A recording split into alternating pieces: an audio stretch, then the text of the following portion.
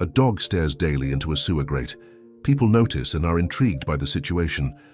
One day they see him throwing sausages into the sewer. This surprising fact sparks a chain of kindness in the town and will surely touch your heart. The afternoon sun painted the sky of Pine Valley with golden hues as Martha Wilson walked calmly through the tree-lined streets of the neighborhood. Trotting happily beside her was Buddy, a tan mutt with expressive eyes and floppy ears. It was a common scene in this quiet Midwestern town, where everyone knew each other by name, and afternoons seemed to stretch out lazily.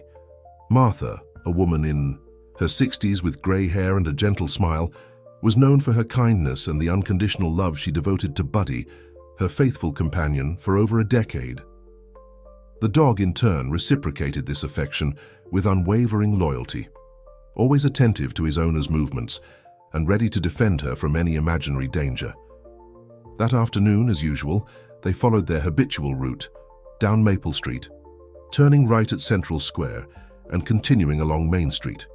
It was a path they knew by heart, filled with warm greetings from neighbors and occasional stops for friendly chats.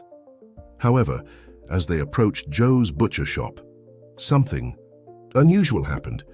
Buddy, who normally passed by the place without paying much attention, suddenly stopped. His ears perked up, alert, and his body tensed. Martha, surprised by the sudden change in the dog's behavior, gently tugged on the leash. "Come on, Buddy." "What's wrong?" she asked in a soft voice.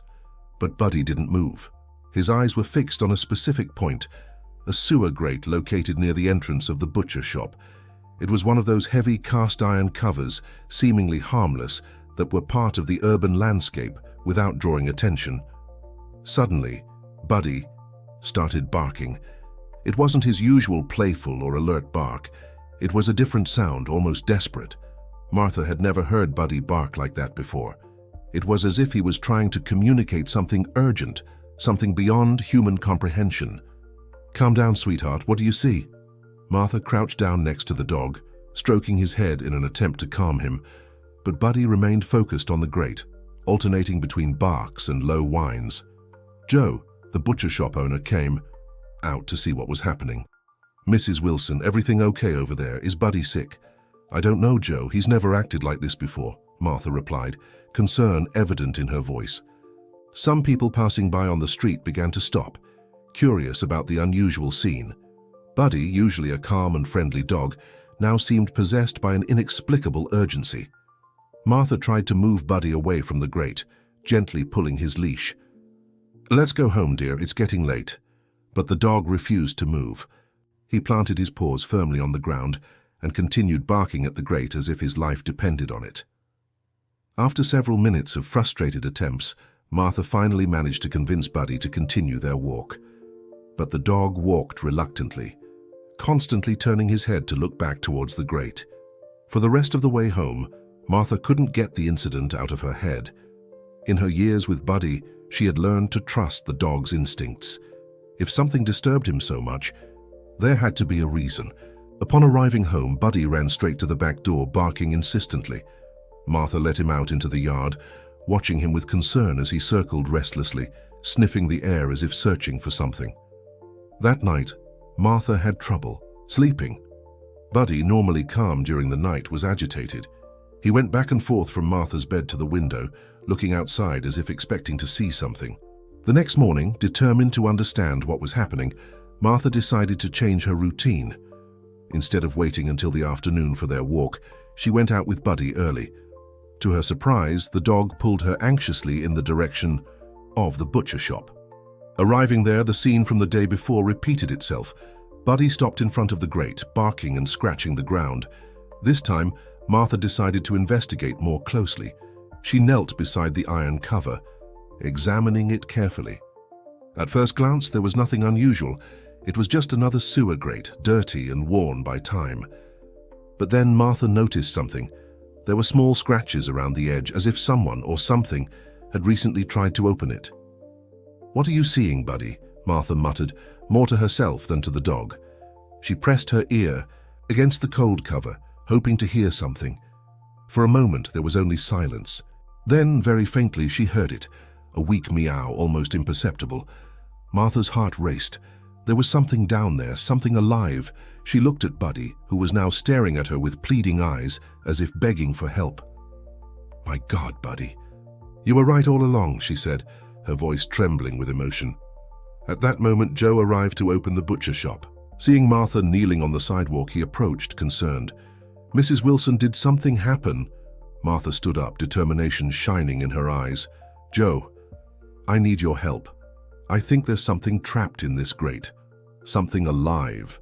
The butcher frowned, incredulous. "Are you sure, Mrs. Wilson? How is that possible?" "I don't know how, but I'm sure. Buddy has been trying to tell us this since yesterday. We need to open this cover." Joe hesitated for a moment, but seeing the seriousness on Martha's face and Buddy's agitation, he nodded. "All right, I'll get some tools, but we're going to need more help." While Joe went into the shop to get what they needed, Martha petted Buddy, who was now calmer, as if he knew he would finally be heard. "You're a hero, you know that?" she whispered to the dog. "I don't know what we'll find down there, but you didn't give up." In a few minutes, a small crowd began to form around the grate. Neighbors, attracted by the commotion, offered help. Someone suggested calling the fire department, and soon the sound of sirens echoed through the streets of Pine Valley. While waiting for the firefighters to arrive, Martha couldn't help but reflect on how life can change in an instant. What had started as a routine walk with her dog had turned into something much bigger. She looked at Buddy, who was now sitting patiently by her side, as if he knew his mission was about to be accomplished. The sound of sirens grew louder, announcing the arrival of the firefighters. The small town of Pine Valley, usually so quiet, was about to witness a rescue that no one could have predicted, and it was all thanks to a stray dog who refused to stay silent. Martha hugged Buddy, feeling a mixture of pride and apprehension. "Whatever we find down there, my love, you did the right thing," she said, her voice choked with emotion. "Now let's find out what you've been trying to show us." The red fire truck stopped with a screech of brakes, and 3 uniformed men quickly descended. Lieutenant Mike, a tall, middle-aged man with a graying mustache, approached Martha and Joe. "Good morning, folks. We received a call about a possible emergency involving the sewer system. Can you explain the situation?" asked the lieutenant, his tone professional but gentle. Martha stepped forward, Buddy glued to her heels. "Lieutenant, my dog has been acting strangely since yesterday, always stopping at this grate and barking. Non-stop. This morning I think I heard something down there. A meow, very faint." Lieutenant Mike frowned, clearly intrigued. He knelt near the grate, examining it carefully. "I see. Well, let's take a look. Boys, bring the equipment." The other 2 firefighters quickly brought heavy tools and a gas detector. Lieutenant Mike explained that they needed to check for any buildup of toxic gases before opening the grate. While the firefighters worked, more residents joined the group. News of the possible rescue spread quickly through the small town. Among the curious onlookers was Mrs. Thompson, the local gossip, who was already whispering outlandish theories about what could be hidden in the sewer. "I bet it's a treasure hidden by the town's founders," she exclaimed to anyone who would listen. Martha rolled her eyes, but her heart was racing. What if there really was nothing down there? What if she had imagined the meow? Finally, after verifying that it was safe to proceed, the firefighters began working on opening the grate. The heavy metal groaned in protest as they applied pressure with their tools. Buddy, who until then had been surprisingly calm, started barking again, as if wanting to encourage the firefighters. Martha held him tight, whispering words of comfort. With one last effort, the cover gave way. One of the firefighters pointed a powerful flashlight into the dark interior. For a moment, all they could see was dirty water and debris. "I'm not seeing anything, Lieutenant," said the firefighter, disappointment in his voice. But then a faint sound reached everyone's ears. It was unmistakable now, a meow, in fact more than one. "There!" shouted Joe, pointing to a small niche in the sewer wall just above the water level. Lieutenant Mike leaned in further, illuminating the indicated spot. Collective gasps echoed through the crowd as the light revealed 4 small trembling figures huddled together. "They're kittens," exclaimed the lieutenant. "They seem to be trapped in that corner. We're going to need someone smaller to go in and rescue them." Without hesitation, the youngest firefighter on the team, a slim guy named Tom, volunteered for the task. He was quickly equipped with a safety harness and began descending through the grate opening.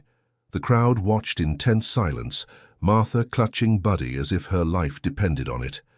The dog, in turn, kept his eyes fixed on the grate, as if he could see through the darkness.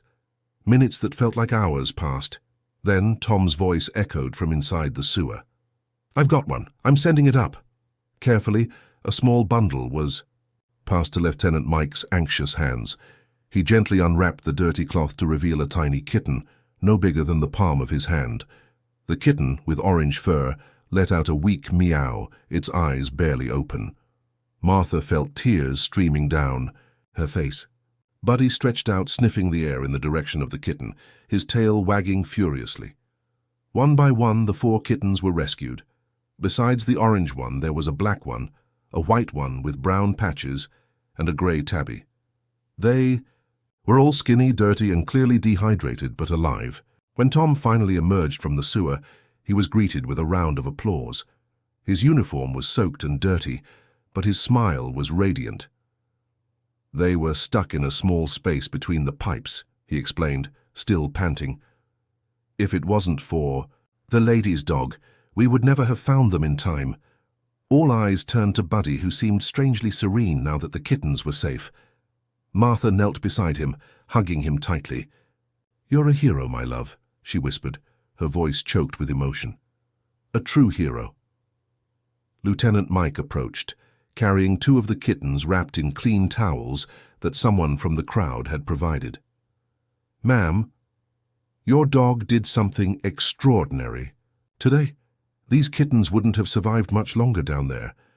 Martha nodded, unable to speak. She extended her hands, receiving the 2 small bundles. Buddy stood up on his hind legs, trying to reach the kittens with his nose. "Easy, boy," laughed the lieutenant. "You've done your part. Now these little ones need medical care."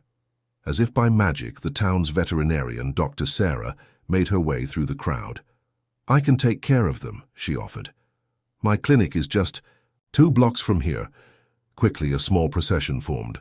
Martha, still carrying 2 kittens, led the way alongside Buddy. Dr. Sarah followed right behind with the other 2. The rest of the crowd followed them, murmuring in excited voices about the miraculous rescue. Upon arriving at the veterinary clinic, Dr. Sarah immediately began examining the kittens. Martha waited anxiously in the waiting room, Buddy sitting patiently by her side. After what seemed like an eternity, the veterinarian came out of the exam room, her face serious but not pessimistic. "They're malnourished and a bit dehydrated, but they'll be fine. It was a close call, Mrs. Wilson. If they had stayed in that sewer for 1 more day..." She didn't need to finish the sentence. Martha understood what was left unsaid and hugged Buddy again. "How long do you think they were down there, Doctor?" Dr. Sarah sighed. "Given their condition, I'd say at least 3 or 4 days. It's a miracle they survived that long." Martha felt a wave of anger. Who could have been so cruel as to abandon defenseless kittens in a sewer? But that anger soon gave way to gratitude. Gratitude for Buddy, for his persistence, for his pure heart that didn't give up until the kittens were saved. "What happens to them now?" Martha asked, looking at the door of the room where the kittens were being treated. Dr. Sarah smiled. "Well, they'll need special care for a few weeks. After that, we'll have to find homes for them." At that moment, Joe, who had followed the whole process, stepped forward. "I'll take one," he said, surprising everyone. "I've always wanted a cat to keep me company in the butcher shop." Other residents who were at the clinic began to offer as well.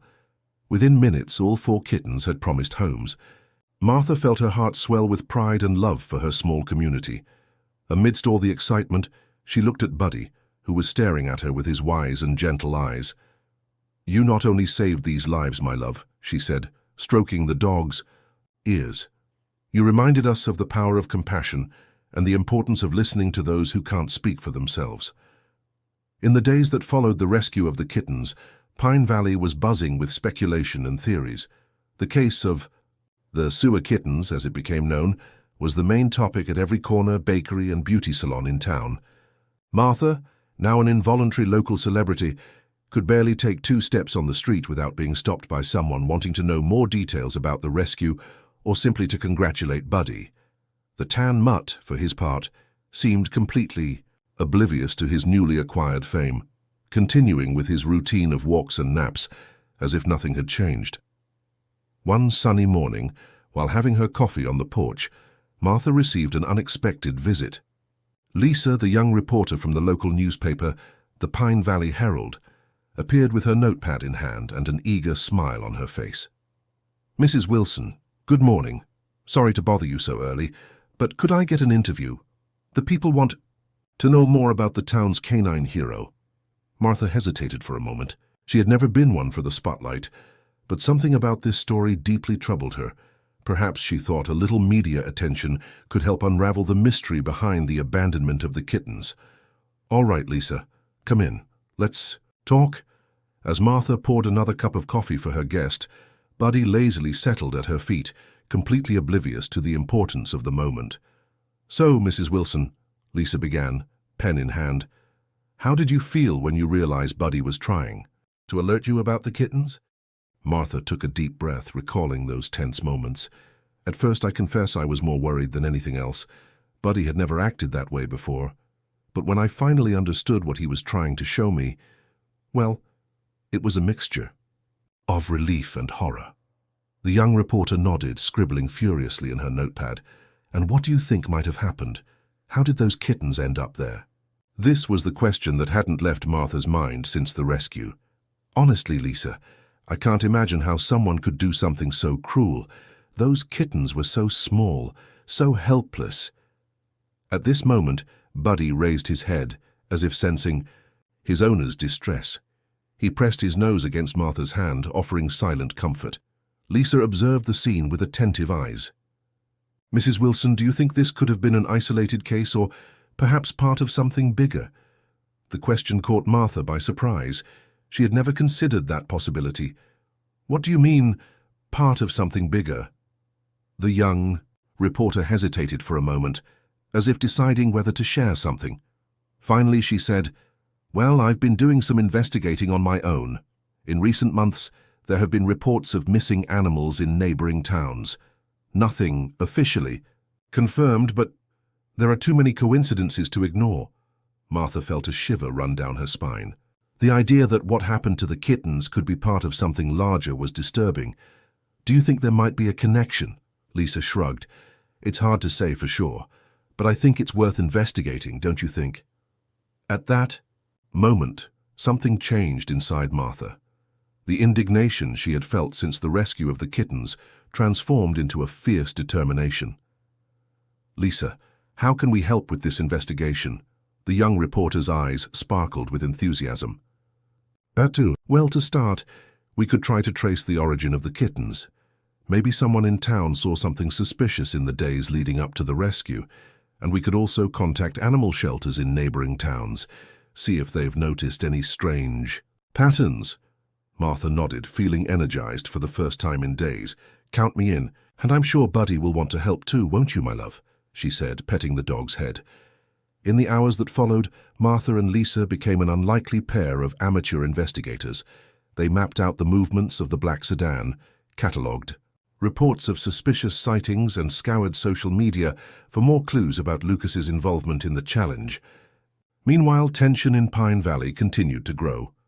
More cases of animal abandonment were reported in neighboring towns, and rumors about an organized network behind the challenge began to circulate.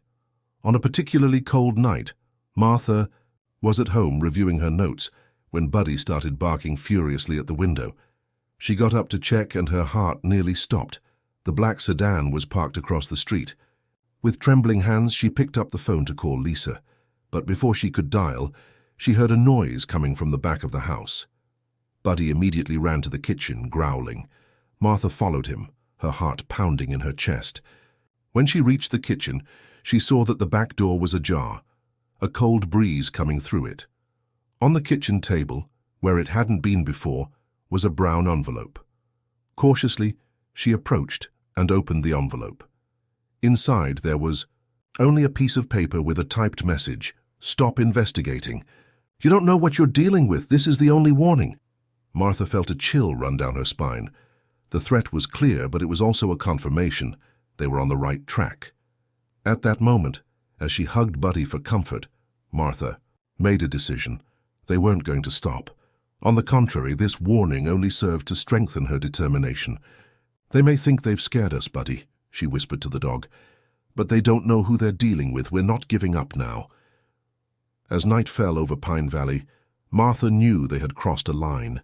The game was now dangerous, but the truth needed to come out no matter the cost. With Buddy by her side and Lisa as an ally, she was ready to face whatever came next. Dawn brought a new determination to Martha.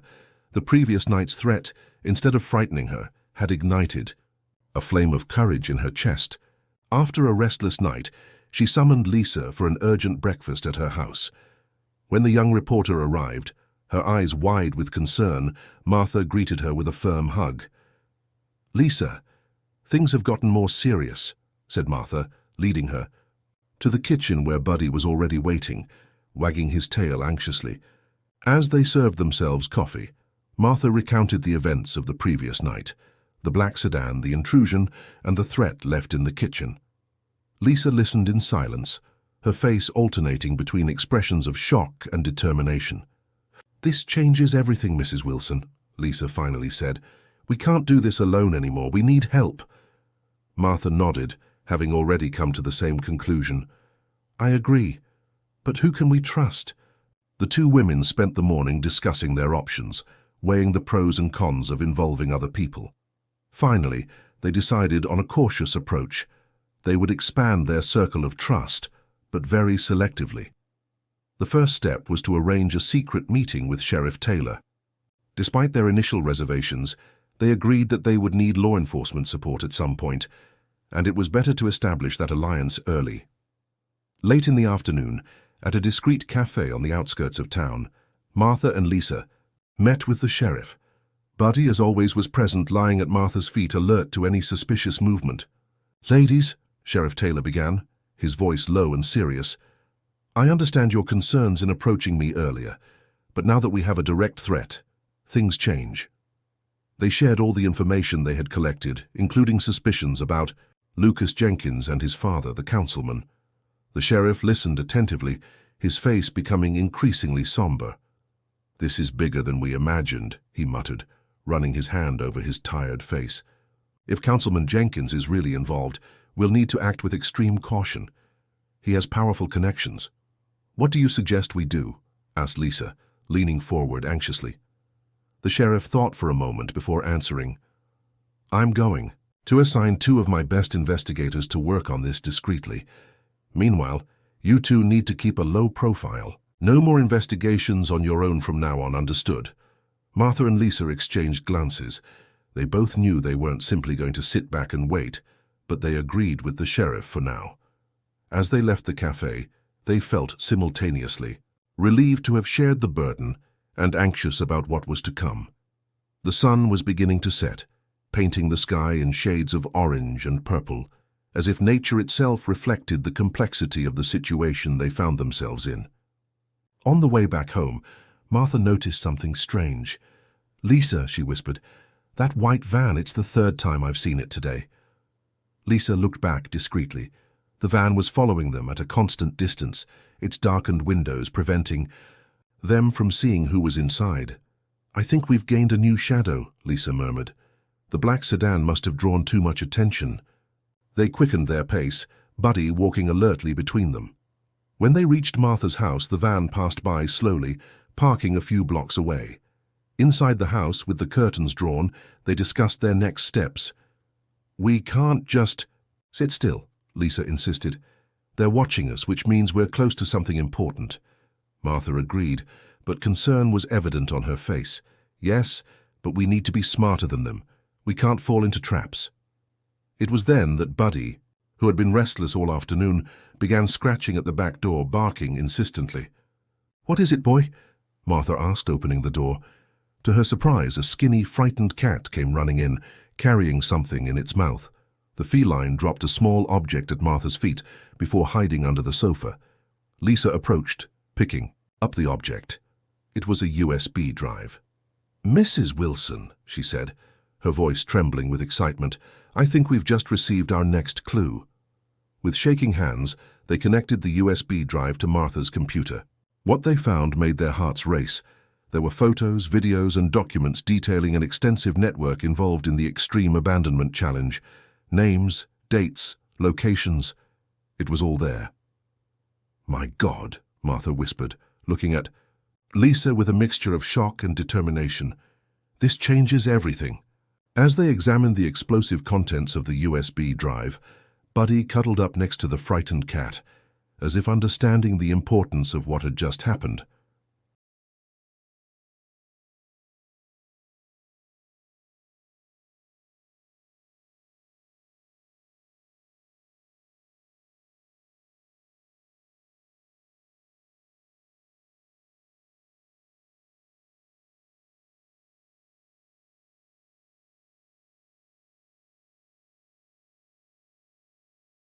Justice. The following morning dawned with an electric atmosphere in Pine Valley. Martha and Lisa had barely slept, spending the entire night poring over the contents of the mysterious USB drive. What they found was both shocking and revealing. "We need to take this to Sheriff Taylor immediately," said Martha, rubbing her tired eyes as Buddy stretched at her feet. Lisa nodded, but her face showed concern. "I agree, but we have to be cautious. If this information falls into the wrong hands." Before they could elaborate on a plan, the doorbell rang, making them both jump. Buddy ran to the door, barking anxiously. Martha looked through the peephole and was surprised to see Sheriff Taylor himself standing there, looking agitated. "Sheriff, what are you doing here so early?" Martha asked, opening the door. "Mrs. Wilson, Miss Lisa," he greeted, quickly entering. "We have a situation. Councilman Jenkins was found unconscious in his home this morning. It looks like someone attacked him during the night." The two women exchanged alarmed looks. "Is he—" Lisa couldn't finish the question. "He's alive but in critical condition at the hospital," the sheriff replied. "The strangest thing is that his house was ransacked, as if someone was looking for something." Martha felt a shiver run down her spine. "Sheriff, I think we know what they were looking for." She pointed to the computer where the contents of the USB drive were open. Sheriff Taylor listened attentively as they explained about the mysterious cat and the information they had discovered.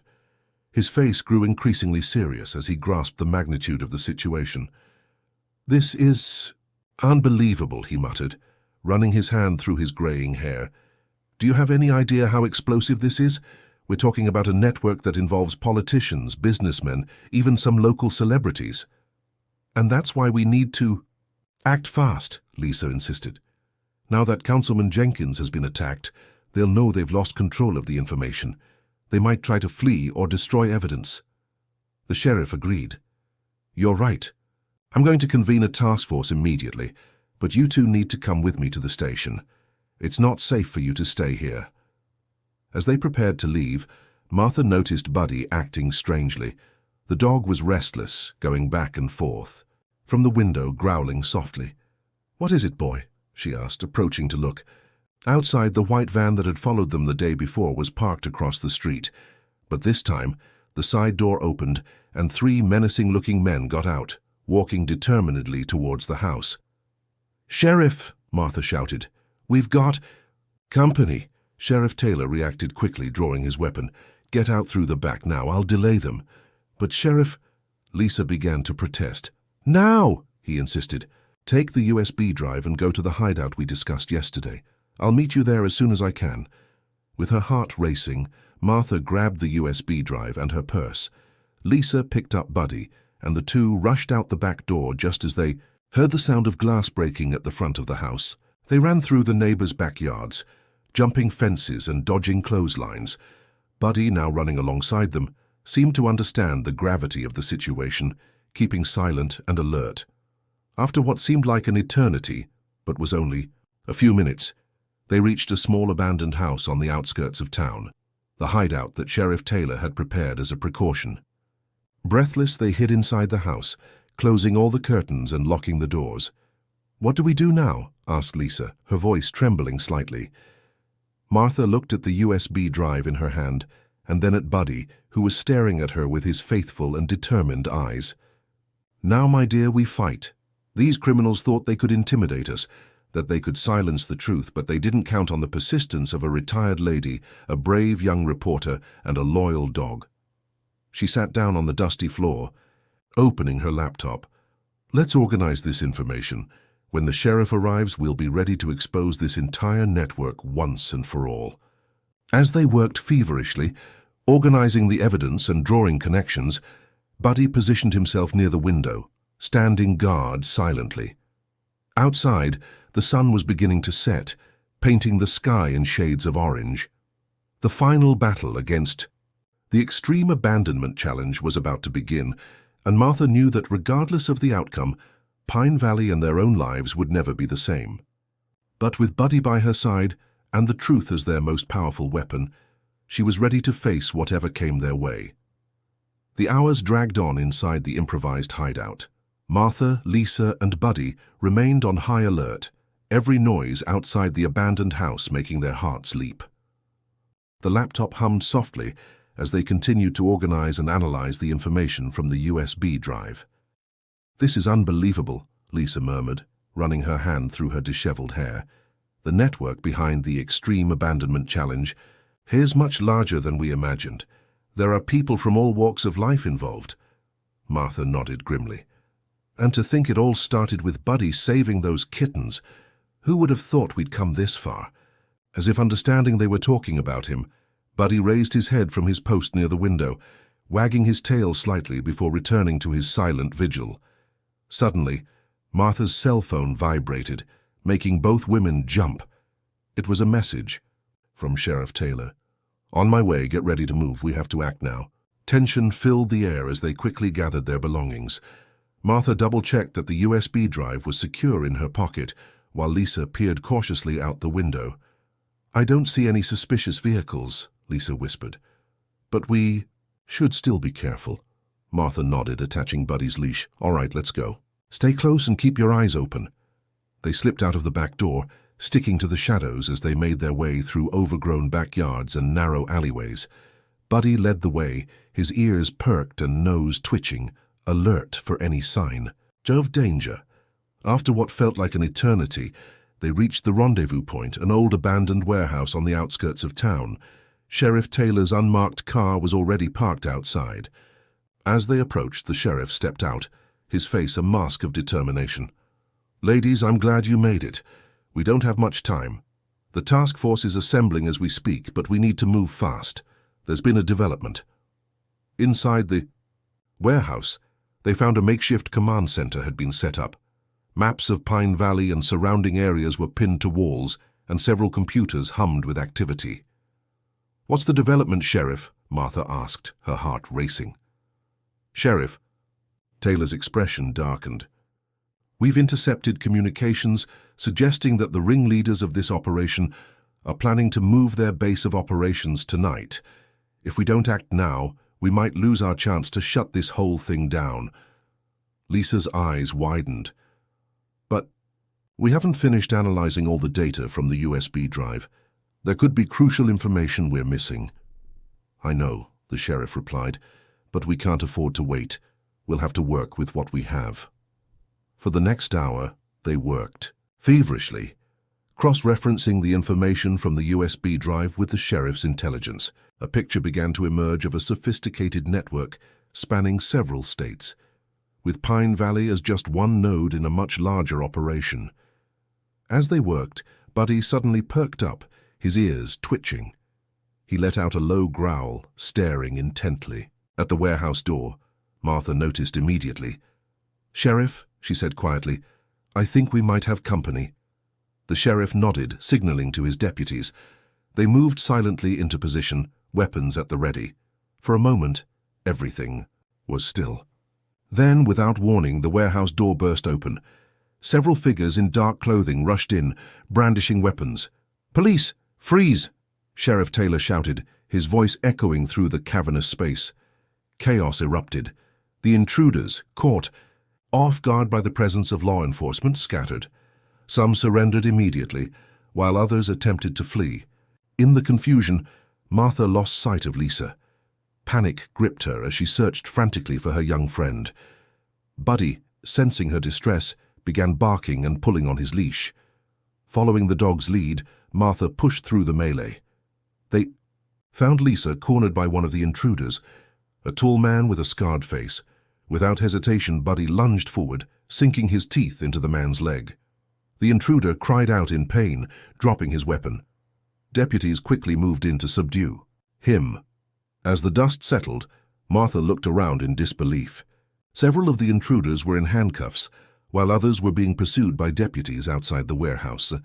Sheriff Taylor approached, a look of grim satisfaction on his face. "We got them, Mrs. Wilson. Thanks to you, Lisa. And of course, Buddy, we've just taken down one of the largest animal trafficking rings in the country."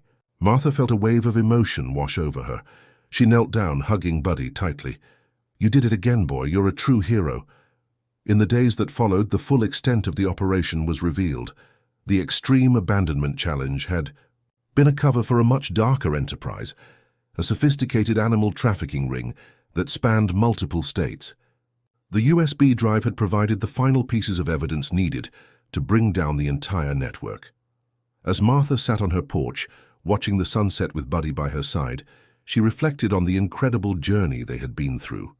What had started as a simple act of canine compassion had snowballed into something that had changed their entire community. Lisa joined them, a newspaper in hand. The headline read, "Local Heroes Uncover Multi-State Animal Trafficking Ring." "We did it, Mrs. Wilson," Lisa said, her voice filled with pride and a hint of disbelief. Martha smiled, scratching Buddy behind the ears. "We certainly did, my dear, and it all started with this wonderful boy right here." Buddy wagged his tail, looking up at them with his wise, gentle eyes.